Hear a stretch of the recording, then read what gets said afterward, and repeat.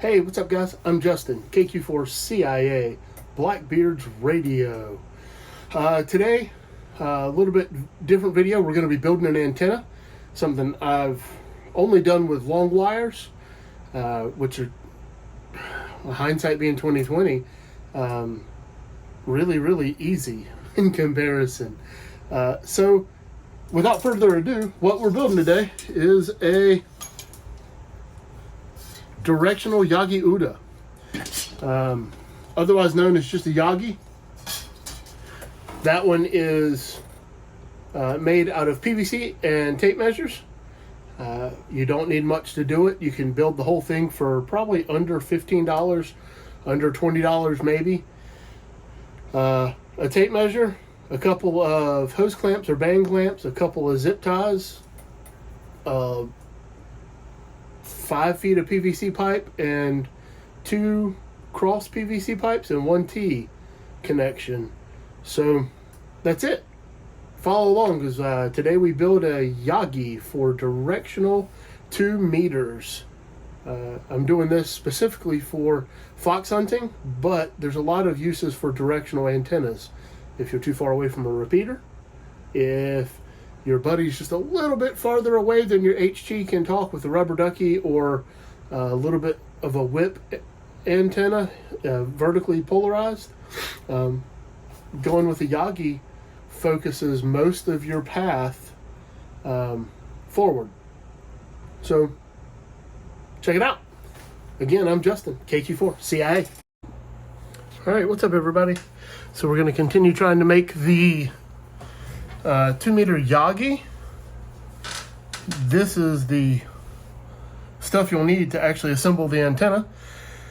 We have 1/2 inch PVC pipe. The pipe can be your diameter. I went with 1/2 inch instead of 3/4 or 1 inch, just because thinking it might be a little bit lighter, and if you're holding it by hand, it might get tiresome. You will then need 1 light diameter T,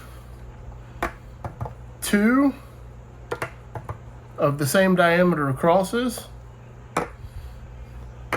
You will cut 1 pipe, 1 section of the pipe to 7 inches, and this is going to go in between your handle and the reflector. The next T goes in here. This is where your 2 driven elements are going to be, and we're going to make those out of the tape measure.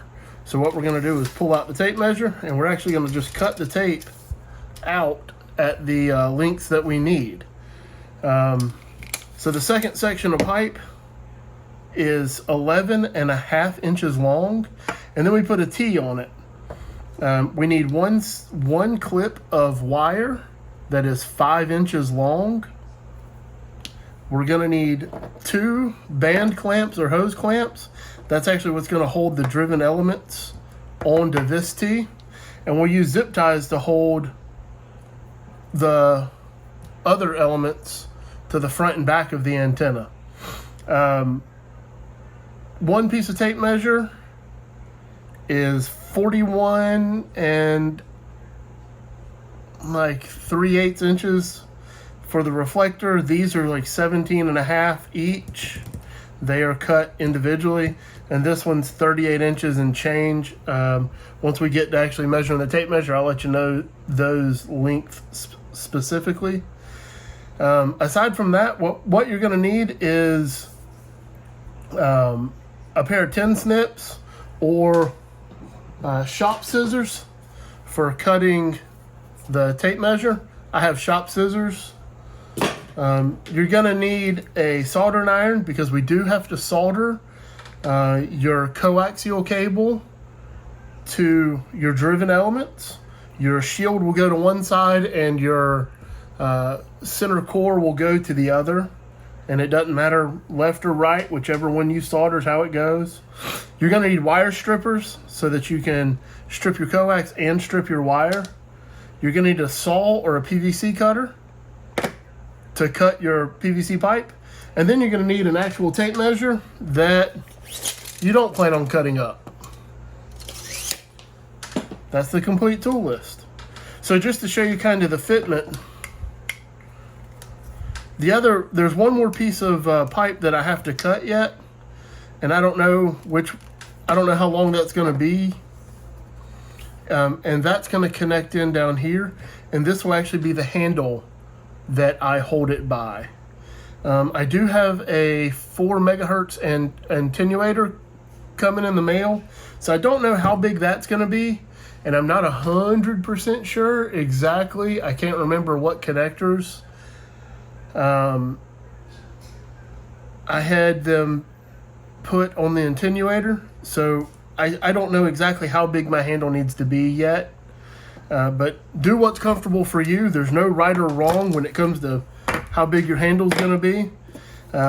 This is the first Yagi I've made, and apparently one of the things everybody loves about them is you can just kind of roll the tape measure back up, put a piece of Velcro around it or some electrical tape, wrap it around the pipe, whatever, stuff it in a book bag, and now you have a directional antenna. I'm building this one ahead of a fox hunt that my local amateur radio club is doing. So I kind of want to see what it's going to take and see exactly how good the directional pattern of it is. I'm actually going to try and do a Smith chart on it to figure out what my transmission line is, and I'm going to do the SWR. You do have to tune this on a antenna analyzer. When you put the band clamps here, your driven element again will go here. One will go this way and one will come this way. Initially, you should have about a 1-inch gap right here in the middle in between the two. And then you tune it by opening or closing that gap. So I'm going to have to get my Nano VNA out and do that. Once I get to there, I'll show you that as well. The next thing I have to do for this project is I have to tin up my cable ends. You can see I already have it cut. I have no clue what happened to my coax. Oh, here's my coax. So I'm just going to solder on a little glob on each end, and that way when I solder these to the tape measure, it'll go a little bit easier, and I won't also be trying to do two things at once then.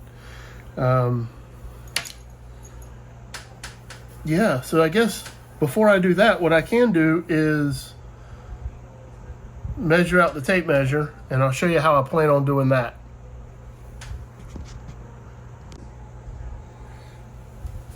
Alrighty, I referred back to my cheat sheet, and I now know my tape measure lengths.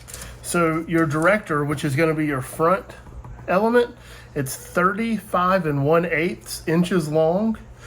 Your two reflector halves, your two driven element halves, they are 17 3/4 inches a piece, and then your reflector is 41 3/8 inches. So my plan is to, first and foremost, I got to cut off the clip. I plan on just using the tape lock here. So in case you hadn't used the tape measure before, I just bought the cheapest tape measure I could find.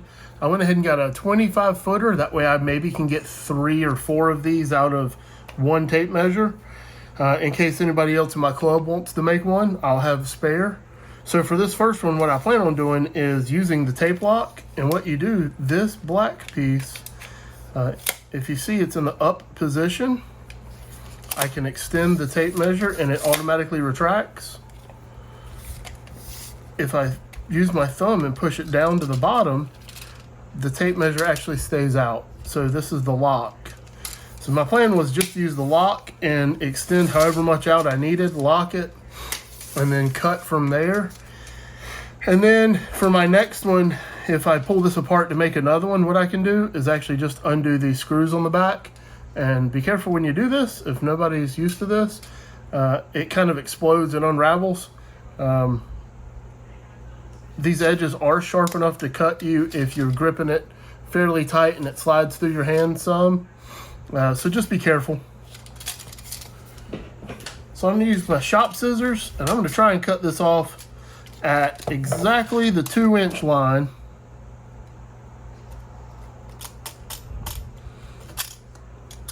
I was never the best in crafting school here, so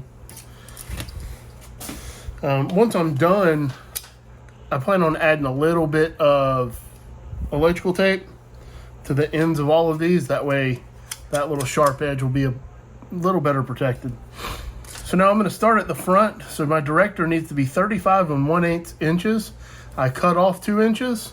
So I'm going to just pull this out and cut it at 37 1/8 inches.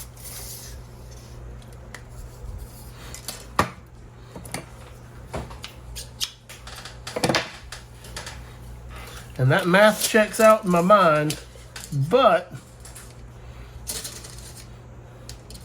a wise man once said, measure twice, cut once.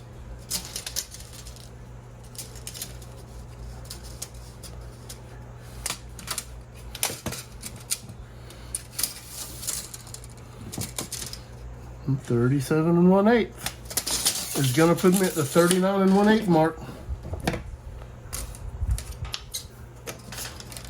So I'm going to cut this one at, like I said, 35 inches and 1/8. So that puts me at cutting it at 37 1/8.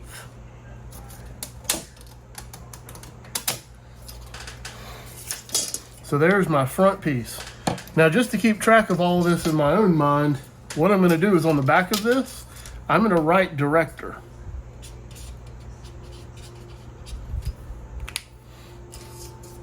And now you can lay this to the side because we won't use this again until we find the middle and we zip tie it just like this.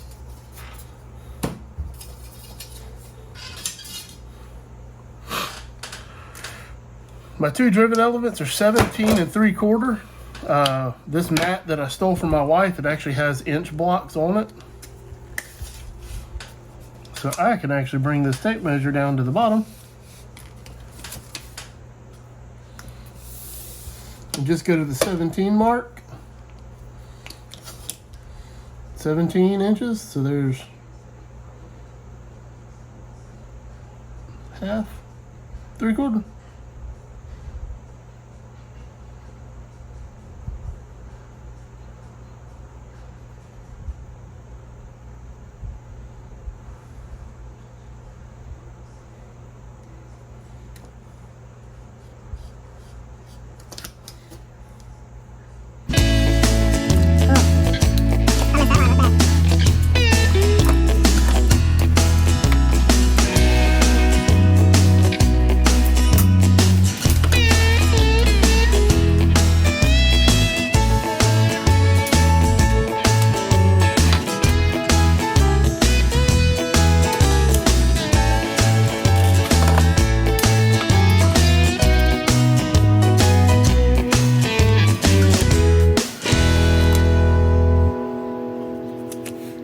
This is the other half of the driven element. Again. This is also 17 3/4.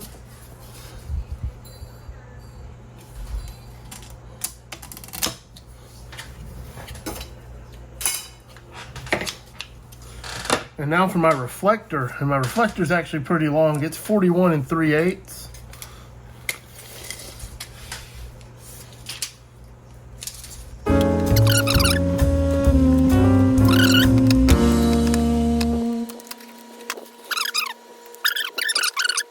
All right, so now what I'm going to do, like I said, I'll show you if I release this, since I cut the clip off, it is just going to retract back in, but that's okay. Now that I'm done, that was the spring winding itself loose.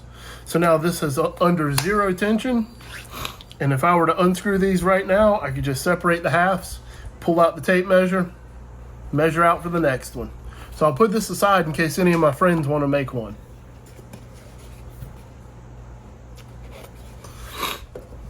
So now I have to set up my soldering station.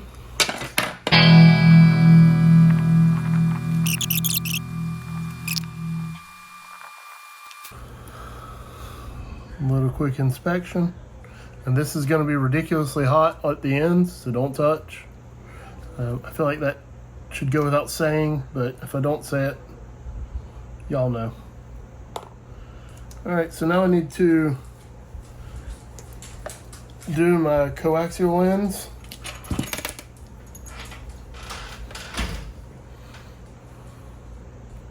And I don't know how much this matters on the center core, but I'm going to do it anyway.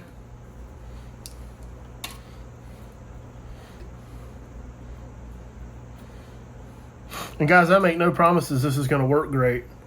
None. I hadn't done any of the testing. I read a little bit, used some online Googling.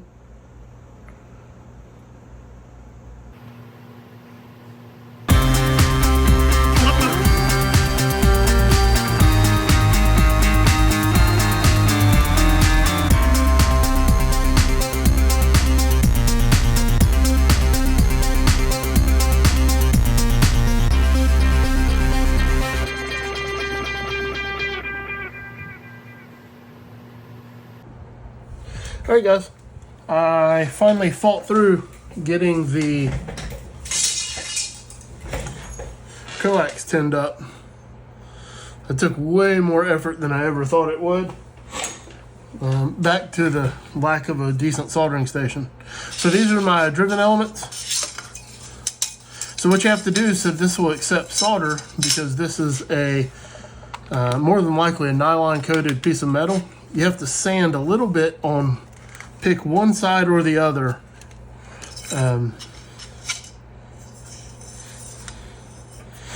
So for me, I'm going to show bare metal right in here.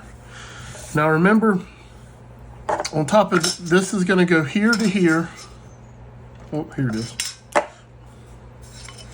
This is going to fit in like this.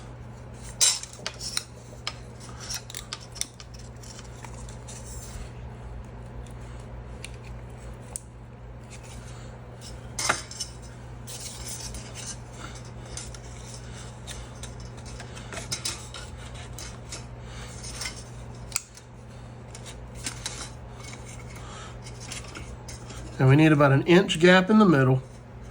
So think about that when you make your solder, where your band clamps are going to go. So you kind of have two choices. You can either go really wide with your solder, or you can go really narrow. I'm going to go fairly narrow and hope it works out, which means I need to sand about a finger's width towards the edge of each one.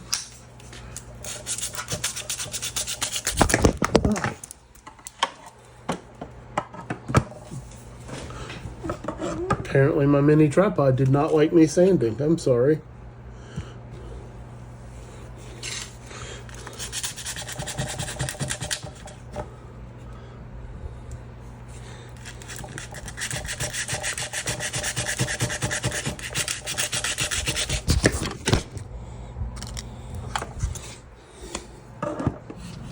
Well, done did it again. All right, I'll just collapse it a little bit. You can see, and it doesn't take very long.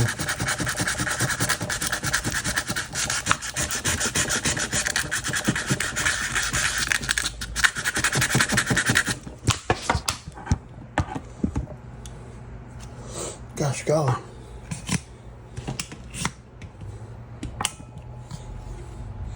Maybe that'll help. I don't know. Y'all know I'm not much of a videographer here.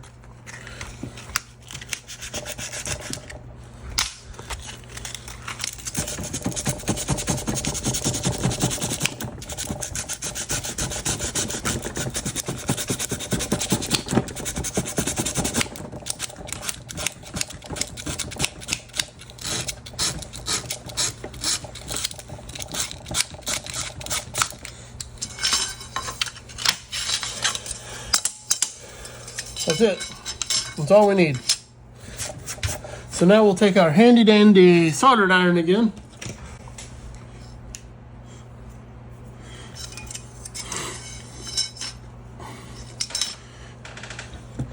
And This joint's going to be pretty important on both of these. Oh gosh, I don't know what I'm pointing at. Okay, so I'm fine right where it is. You want to make sure you don't get a cold solder joint. And a cold solder joint is when the metal doesn't heat up enough, but you're able to get the solder to kind of look like it's sticking there.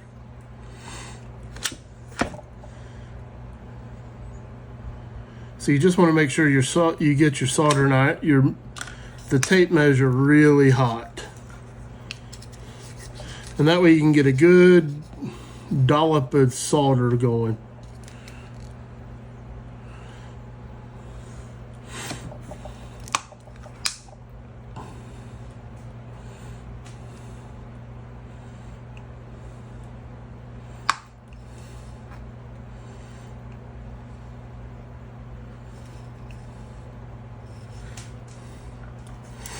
What we're aiming for, like, I don't know, half the size of a dime maybe. And that way we can just kind of leave the solder in place. And then we'll just have to heat up a ball of solder again to put our coax on and to put our wire into.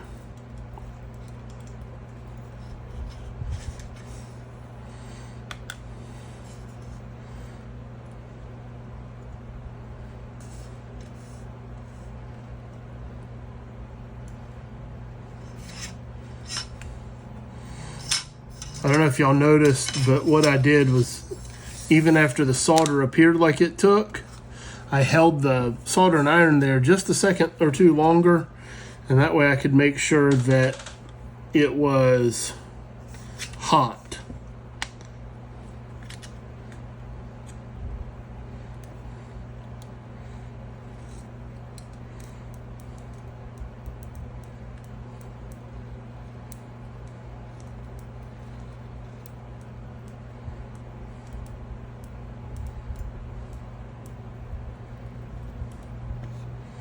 I'm using some thicker beaded stuff right now.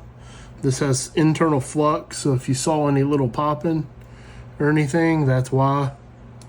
Same thing, I'm just kind of keeping my soldering iron there to make sure the metal's really hot so I don't end up with a cold joint.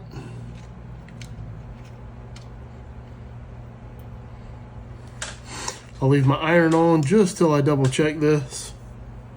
So an easy way to tell if you have a cold joint, take a screwdriver or something, and you're just gonna kind of scrape it and pop it. And if it's a cold joint, it'll just pop off.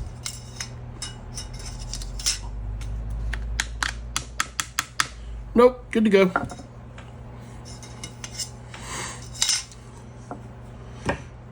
So now we have a little bit of stuff to solder here. We'll start with the thing that just kicked my butt just because I'm a glutton for punishment.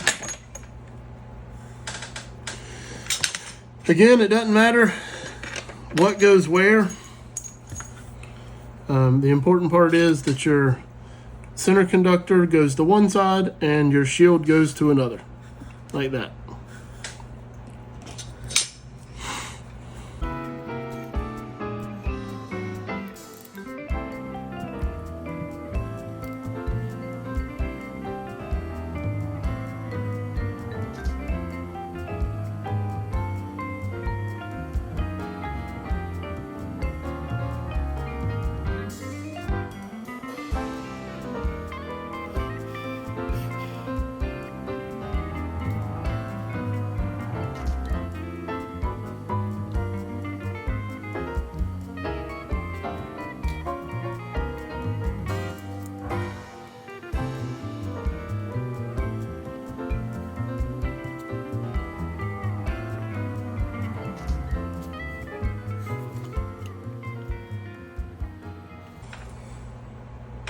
So now we find our little piece of wire which ran away.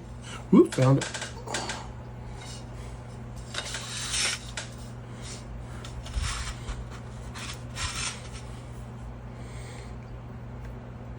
And our wire is going to get soldered in just like that. And again, this wire is 5 inches long.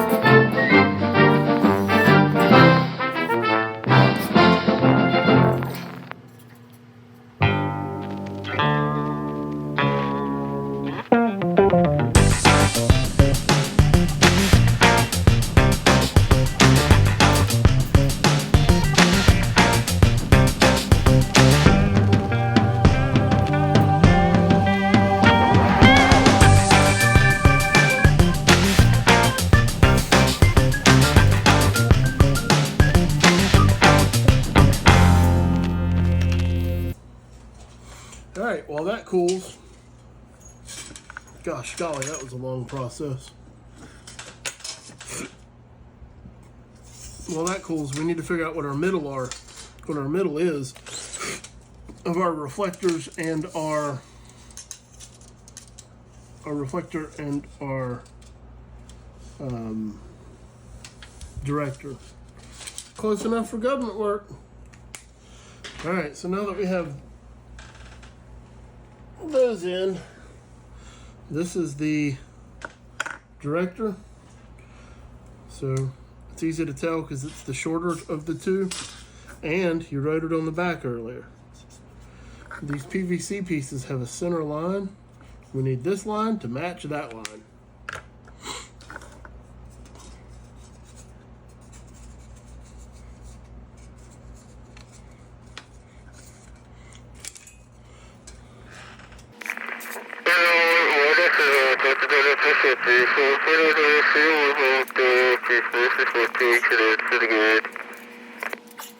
All right. So now, do yourself a favor and get some sharp cutters or some flush cuts and try and cut these zip ties as close as you can. That way you don't end up bleeding.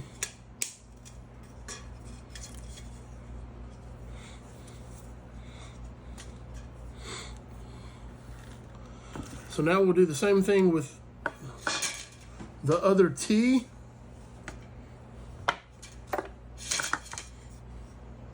So this can go on one end of our number 2. I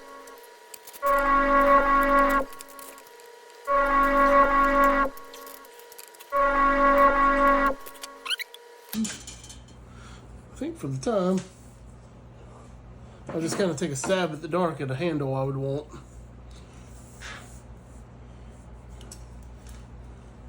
No rhyme or reason here.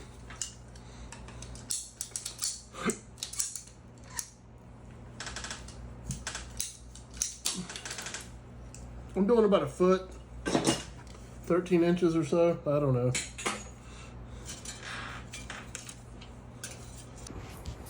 All right, guys, so here's the finished product.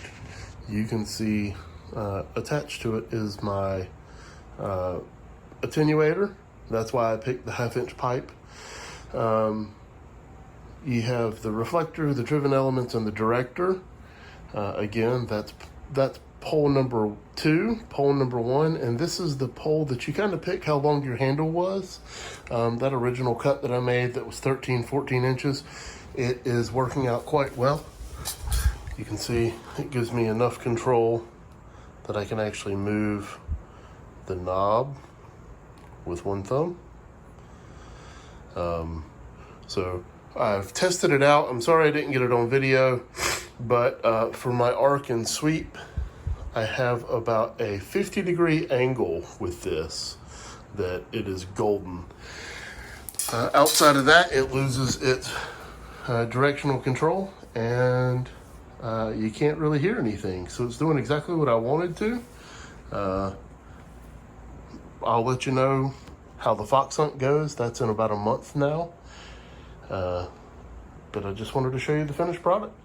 Again, these little ends, what I do with them is, I'll start with this one. I kind of take it and fold it. And then you can put it right back in the pipe.